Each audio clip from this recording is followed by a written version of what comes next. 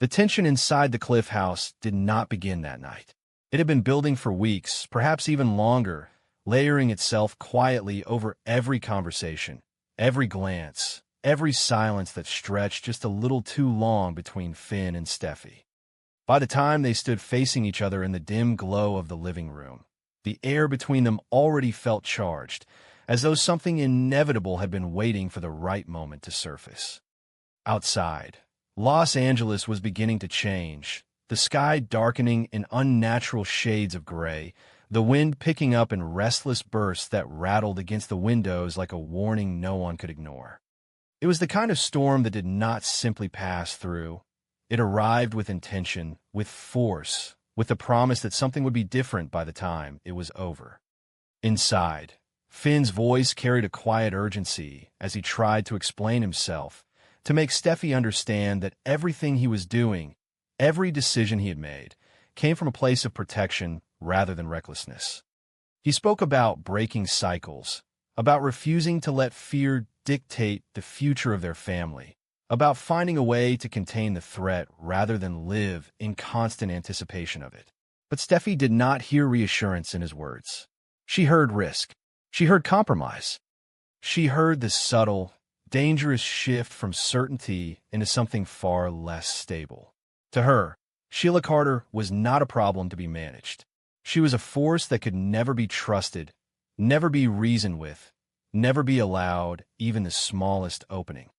The idea that Finn still believed there was a way to coexist with that threat, to negotiate with it, to reshape it into something less destructive, felt like a betrayal of everything they had already endured. Her fear was not loud, not frantic.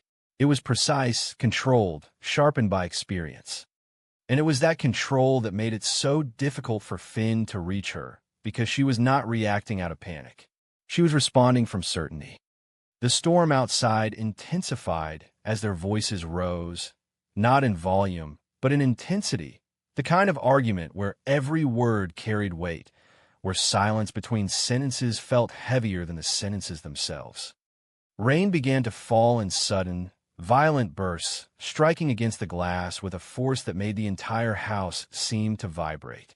Lightning cut through the sky in sharp, blinding flashes, illuminating the room in brief, stark moments that made everything feel more exposed, more real.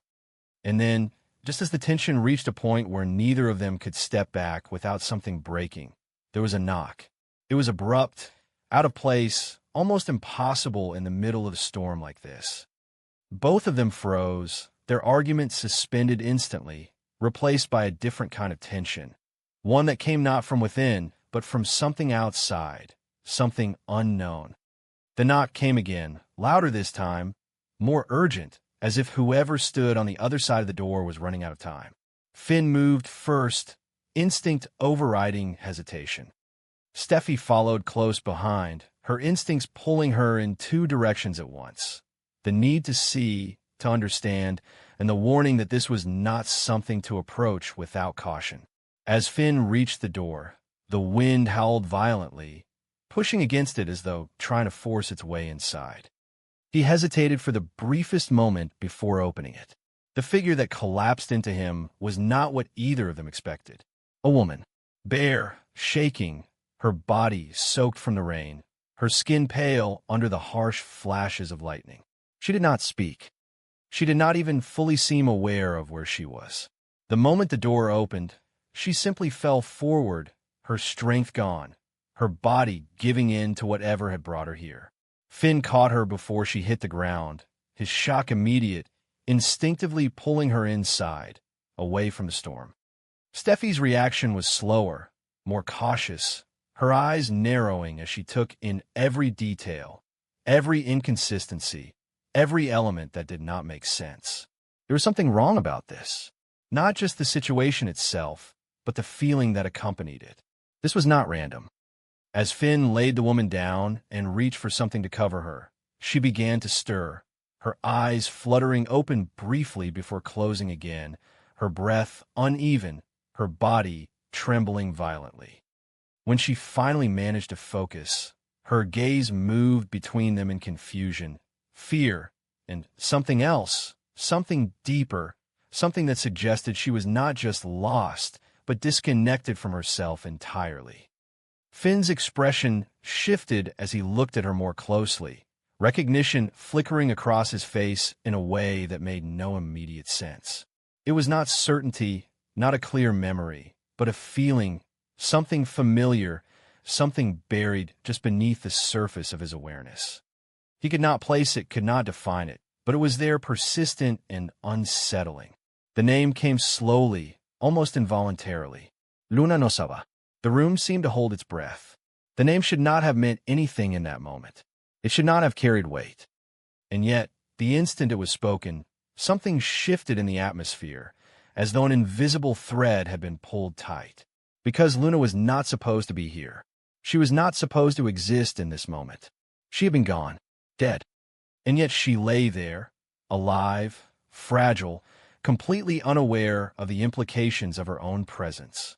Steffi's suspicion sharpened instantly, her instincts cutting through the shock with precision.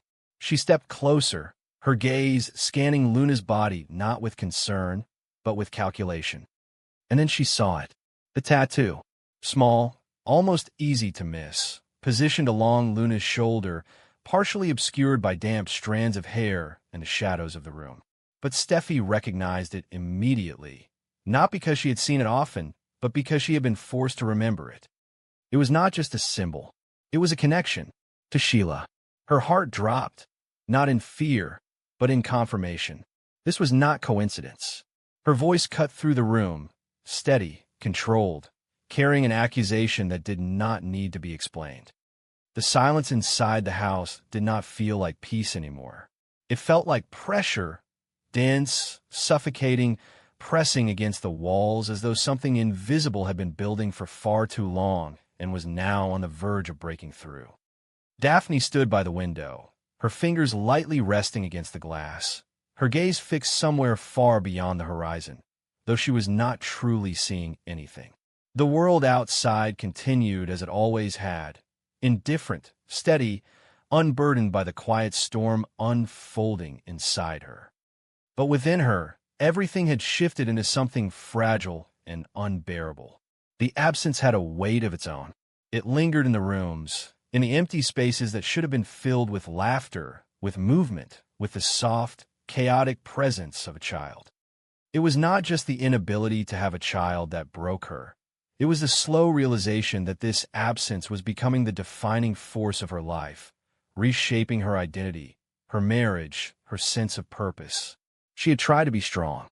She had told herself that love was enough, that what she and Carter had built together could withstand anything, even this. But strength, she was beginning to understand, was not something that could be sustained indefinitely without cracks forming beneath the surface. And those cracks had begun to show. When she finally spoke to Carter about it, her voice carried a quiet vulnerability that she rarely allowed anyone to see. It was not dramatic, not desperate, but deeply human. She spoke of the future she had imagined, the life she had believed they would share, the family she had always assumed would come naturally. She spoke of the fear that had begun to take root within her, the fear that she was not enough, that her inability to give him a child would eventually create a distance neither of them could bridge. Carter listened, his expression carefully controlled, his response measured in a way that suggested he had already been carrying this weight long before she gave it words. He reassured her, told her that she was enough, that their relationship was not defined by what they lacked. But beneath his calm exterior, something else was moving, something unresolved, something that had already begun to push him toward a decision he had not yet revealed. Because for Carter, the desire to have a child was not something that could simply be set aside. It had become a quiet obsession, a need that he could not fully articulate without sounding selfish, without admitting that there was a part of him that was no longer satisfied with what they had. He hated that part of himself. He tried to suppress it, to convince himself that it did not matter, that love should be enough. But it wasn't, and that realization led him down a path he never imagined he would take. The meeting with Electra was not impulsive. It was calculated, deliberate, carried out with the kind of precision that only comes from someone who has already justified their actions to themselves. He chose a location far from familiarity, far from anything that could connect back to his life with Daphne. Electra was exactly what he needed in that moment. A stranger, someone unconnected, someone who would not complicate things with emotional entanglements. She listened as he explained the arrangement, her expression unreadable at first, then slowly shifting into something more complex as the reality of what he was asking settled in. It was not just a medical procedure. It was not just a transaction. It was a decision that would bind their lives together in a way that could not be undone, regardless of how carefully he tried to control it. Electra hesitated, not because she did not understand the proposal, but because she sensed the weight behind it. There was something incomplete in Carter's explanation, something he was not saying, something that suggested this arrangement was not as simple as he wanted it to be. But in the end, she agreed. Perhaps out of her own reasons, perhaps out of the belief that she could remain detached from the consequences. The contract was signed quietly, efficiently, reduced to legal language that stripped away the emotional complexity of what it represented. It was all there in precise terms, the expectations, the boundaries, the obligations. It turned something deeply human into something structured, controlled, manageable. Or so Carter believed. He brought the contract home, hiding it carefully, placing it among documents that Daphne would never think to examine. He told himself that this was temporary, that he would find the right moment to tell her, that he was protecting her from unnecessary pain until everything was certain. But beneath that justification was a truth he refused to face, that he was afraid. Afraid of her reaction, afraid of what this would do to them, afraid that once the truth was spoken, there would be no way to take it back. And then, inevitably, the truth found its way out. Daphne had not been searching for it. She had not suspected anything, not in a concrete way.